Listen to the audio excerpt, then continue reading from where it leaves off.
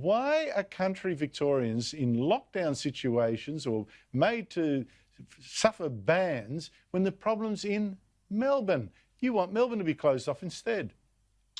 Well, we've got to go right back to July 6, Andrew, when the call was made following conversations with the New South Wales government that New South Wales had obviously lost confidence in Victoria to be able to contain the virus around Melbourne. So they made the decision to simply close the borders between Victoria and New South Wales. So that happened back in July the 6th. And I said to ABC, I said to Sky, I said to the local Win News, this is the wrong call. The infections and the rate of the virus is based solely around Melbourne. And at that stage, it was the Housing Commission Towers in Kensington. That's where the epicentre of the virus was. We should have moved very, very clearly to lock down Melbourne, and at that stage, the southern end of the Mitchell Shire as well. And had we done that at the stage, we could have allowed 1.5 million regional Victorians to effectively go about their daily lives. But those calls were rejected. It was simply seen to be too hard. We kept hearing back from the Premier that it couldn't be done. And now he's done it. But in the meantime... Damian, is it too late now? Let's call up that graphic again. All right, it's got a lot more complicated. There's Colac now, where there's an abattoir that's got a hot spot there.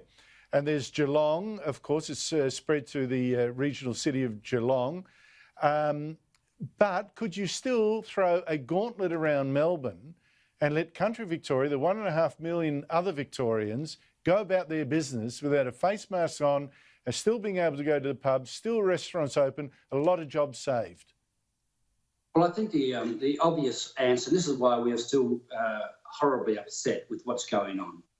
We've got hotels and restaurants 500 and 600 kilometres away from the nearest infection. Haven't had an infection for 100 days near Mildura, but they have been caught up in this.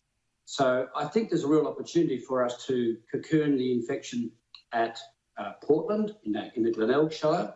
There's a very specific cluster there, but they believe that they can jump on that one and eradicate that.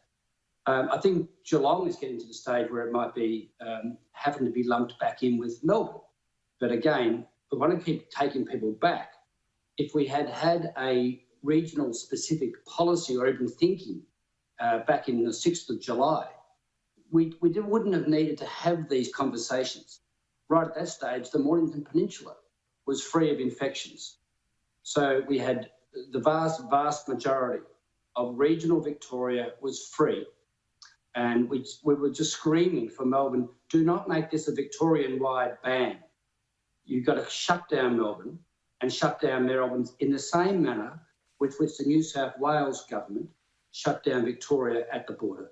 It was a very, very clear distinction.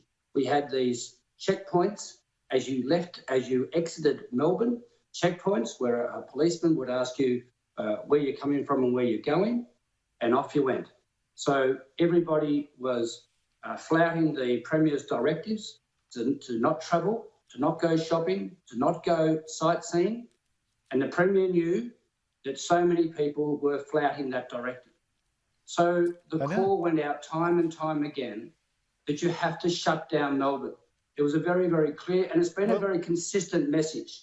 Shut down Melbourne. I agree. And I think maybe some local shires should be agitating for perhaps a policy where they quarantine their own shire and let the people within have a life, but maintain the borders themselves. I think maybe we need to look at something like this, because these broadband bans are just hurting far too many people. Damian Drum, thank you so much indeed for your time. Thanks, Andrew. All the best.